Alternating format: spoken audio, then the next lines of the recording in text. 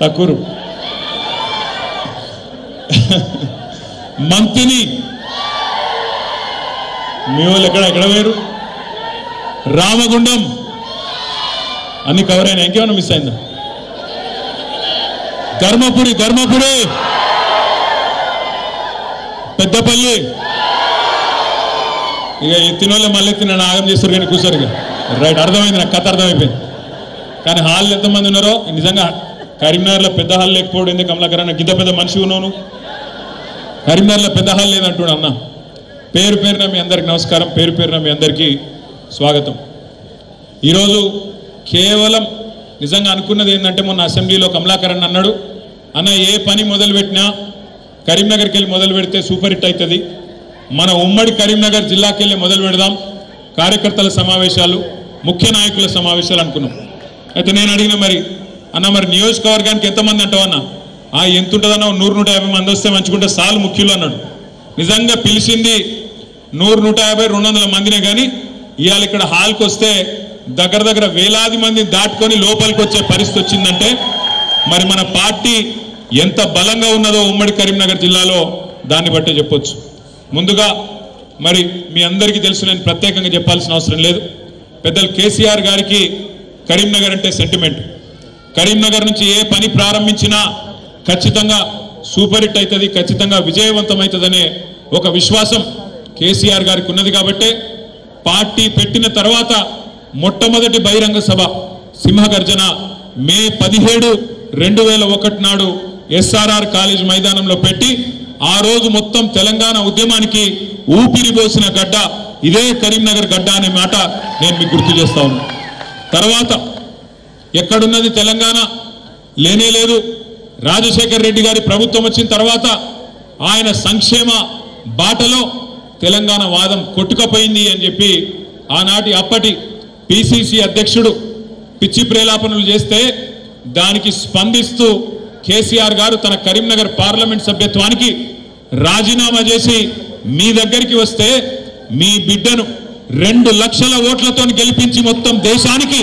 కరీంనగర్ దమ్మేందో తెలంగాణ దమ్మేందో చూపెట్టిన గడ్డ కరీంనగర్ అదే విధంగా సందర్భం ఏదైనా పరీక్ష ఏదైనా అన్యాయం ఎప్పుడు జరిగినా ఎలాంటి అణచివేత జరిగినా ఎలాంటి వివక్ష మన పట్ల ఉన్నా ప్రతి సందర్భంలో తిరుగుబాటు జెండాను ఎగురవేసి అగ్రభాగాన నిలబడ్డ గడ్డ పోరాటాల పురిటి గడ్డ కరీంనగర్ కాబట్టి ఇక్కడికి వచ్చి నేను మీకు ఎక్కువ తక్కువ చెప్తే తాతకు దగ్గులు నేర్పినట్టు అవుతుంది ఎక్కువ చెప్ప కానీ కొన్ని విషయాలు మాత్రం మనం గుర్తు చేసుకోవాలి ఇవాళ ఒక ఉత్కృష్టమైన సందర్భం 24 ఏళ్ళు నిండి 25వ సంవత్సరంలో ఉద్యమ పార్టీగా పుట్టి 10 ఏళ్ళు అధికార పార్టీగా తెలంగాణ ప్రజల తలరాతను మార్చి గత 15-16 నెలలుగా ప్రతిపక్ష పార్టీగా కూడా ప్రతిపక్షం అంటే ఎట్లుండాలనో అధికార పార్టీకి ముచ్చెమటలు పట్టిస్తున్న పార్టీగా తప్పకుండా కొన్ని విషయాలు గుర్తు చేసుకోవాలి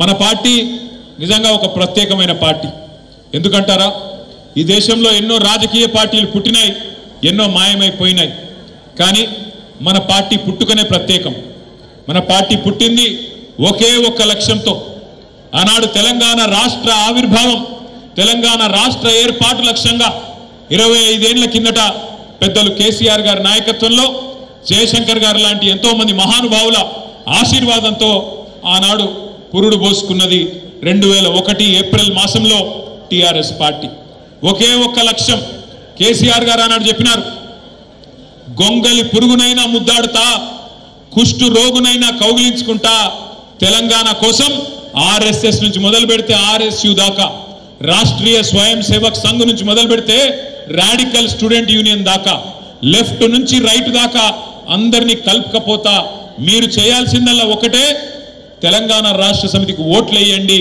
ఎమ్మెల్యేలుగా ఎంపీలుగా మాకు అవకాశం ఇవ్వండి ఢిల్లీ మెడలు వంచి తెలంగాణ తెచ్చి మీ దగ్గర పెడతా దబ్బన మధ్యలగిన నేను తప్పుకుంటే నన్ను రాళ్లతోని కొట్టి చంపే అధికారం మీకిస్తున్నా అని చెప్పిన నాయకుడు మన నాయకుడు కేసీఆర్ గారు అట్లాంటి కమిట్మెంట్తో బయలుదేరి ఉన్న పదవులకు రాజీనామా చేసి ఆనాడు 45-46 ఏళ్ల వయసులో కేసీఆర్ గారు పార్టీ పెట్టిండు ఇవాళ మాట్లాడడం చాలా అల్కట్ పని ఎవరు పడితే వాళ్ళు మాట్లాడొచ్చు ఏది పడితే అది మాట్లాడచ్చు. భూమికి జానడు ఉన్నోడు కూడా ఎగిరెగిరి పడుతున్నాడు. ఇవాళ నేను ఇవ్వలే మళ్ళీ మీరు నేను పేర్లు చెప్పియకూరు. భూమికి జాననున్నోడు 3 ఫీట్లు ఉన్నోడు కేసీఆర్ ఏం చేసిండు, కేసీఆర్ ఎవరు అని మాట్లాడేటోళ్ళు కూడా ఉన్నారు. ఇవాళ ఆ రోజు తెలంగాణ కనీసం ఎట్లుంటుందో తెలియదు, ఆకారం ఏందో తెలియదు, ఇక్కడ ఏముందో తెలియదు, యాడ ఏ నది ఉందో తెలియదు, అట్లాంటి వాళ్ళు కూడా ఇవాళ మాట్లాడుతూ ఉన్నారు, ఎగిరెగిరి పడుతున్నారు.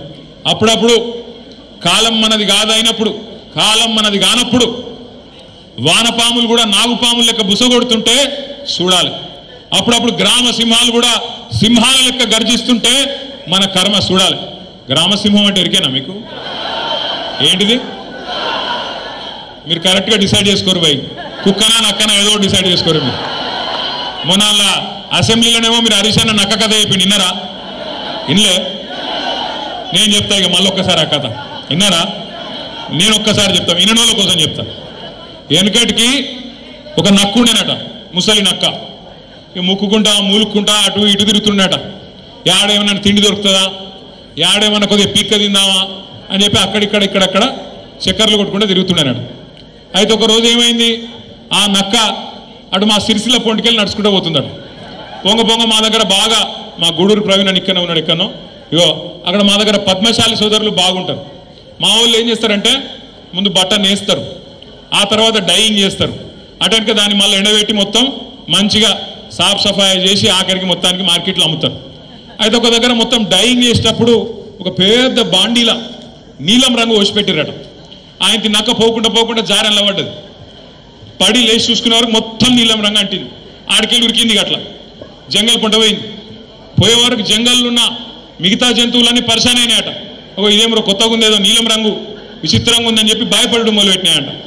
నక్క కూడా అబ్బాయి ఇదేదో మంచిగా ఉన్నదని చెప్పి నక్క కూడా చెప్పిందట వాడికి, నన్ను దేవుడు పంపిండు, పైకేళ్ళు పంపిండు, ప్రత్యేకంగా పంపిండు, అందుకే నేను ఇట్లున్నా, మీకు ఏం కావాలంటే అది నేను చేస్తా, మీరు అందరూ కూడా రేపటి నుంచి నా నాయకత్వాన్ని ఆమోదించండి, నన్ను రాజును చేయండి అన్నారట.